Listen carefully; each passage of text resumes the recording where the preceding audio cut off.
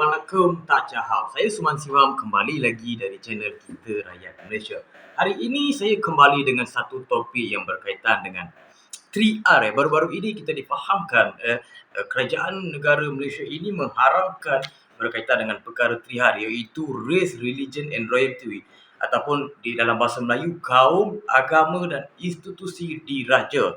Yang perkara ini saya ingin bagi pendapat saya sebagai rakyat Malaysia ataupun orang Malaysia. Ya, sebab apa? Bila saya lihat di situ, ini adalah satu propaganda. Sebab bila kita lihat sejarah lama, sejarah-sejarah yang lepas, pembentukan parti politik di Malaysia adalah berunsurkan agama dan bangsa, iaitu MIC untuk orang Tamil, MCA untuk orang Cina dan UMNO untuk orang Melayu. Itu adalah pembentukan asal dia untuk kita menyatukan rakyat mengikut perlembagaan dan kita memperjuangkan perlembagaan untuk diluluskan oleh kerajaan British. Ya. Bila hari ini kita lihat race, religion, royalty ini tidak boleh dimainkan lagi dah. Sebab apa? Mereka ada yang tergugat daripada segi politiknya. Tetapi bila saya lihat, apa salahnya orang Melayu cerita tentang orang Melayu? Dan apa salahnya orang Islam berceritakan tentang Islam? Dan apa salahnya orang India menceritakan masalah dia? Dan apa salahnya orang Cina mempersoalkan ataupun membincangkan masalah dia? Tidak ada salah di situ.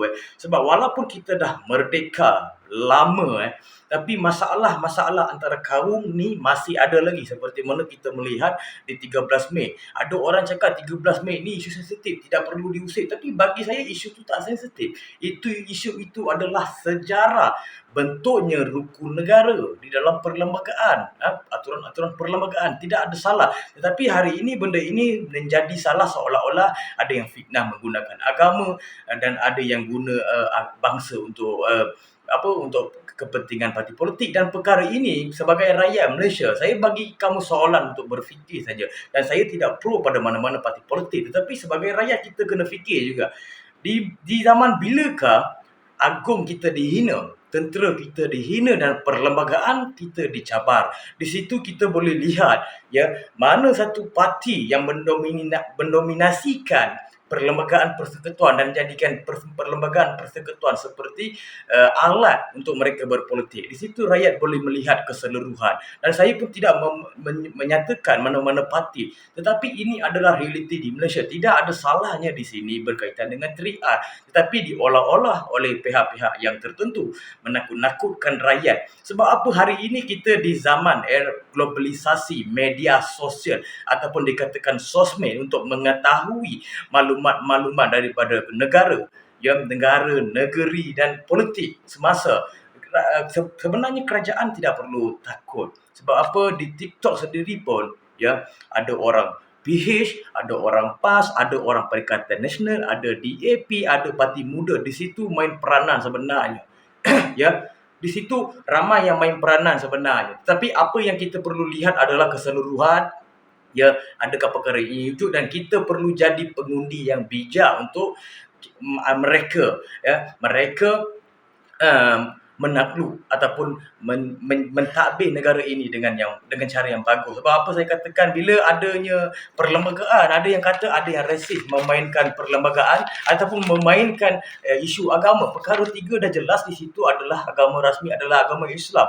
Kebebasan diri pun sudah ada. Tidak ada seorang pun diambil nyawa atau dilucutkan kebebasan dirinya kecuali mengikut undang-undang. Perkara jelas sebab dalam bab 1 ini adalah berkaitan dengan kebebasan ataupun hak asasi dari dalam perlembagaan, dan kesamarataan, perlindungan daripada undang-undang, perkara 7 semua ni penting. Rakyat sendiri kena pelajari. Sebab apa? Perkara 10, kebebasan bercakap, berhimpun dan berpersatuan tertakluk pada fasah 2, 3 dan 4. Tiap-tiap warga negara berhak kepada kebebasan bercakap dan bersuara. Itu adalah nyata hari ini.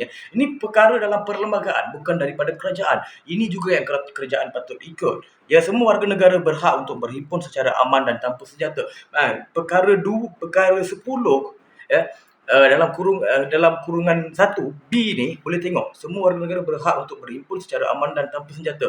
Ini benda siapa yang wujudkan dulu? Kita sebagai rakyat kita boleh tahu, kita bukan nak burukkan sesiapa, tapi ini adalah satu benda yang kita perlu ikut. Dan perkara 10/2A ya, boleh di situ rakyat boleh pergi tengok setiap perkara-perkara dalam perlembagaan dan kebebasan beragama ya.